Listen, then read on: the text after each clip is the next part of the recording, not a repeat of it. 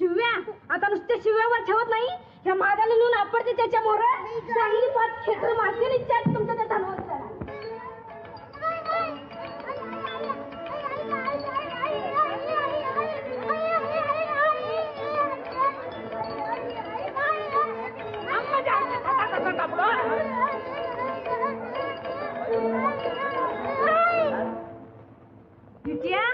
काळ्या माझ्या समजा घरादाराचा इस्कूट केलास.